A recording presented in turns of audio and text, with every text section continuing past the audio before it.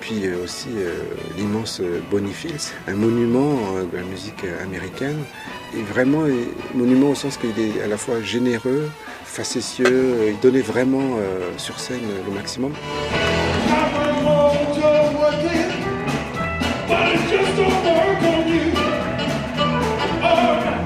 Et on ne l'a pas vu que sur scène parce qu'il a animé des ateliers, il était présent pendant les concerts de tout le monde pendant la durée de son séjour. Dès qu'il pouvait faire le bœuf dans les cabarets, il était présent avec sa trompette ou simplement à la voix. Et ça, c'est vraiment typique un peu de ce genre de musicien.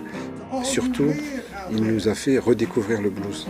Le blues, le rhythm and blues, parce qu'on a tendance à oublier que le jazz puise aussi ses racines dans ces musiques un peu, entre guillemets, primitives. As much as you can.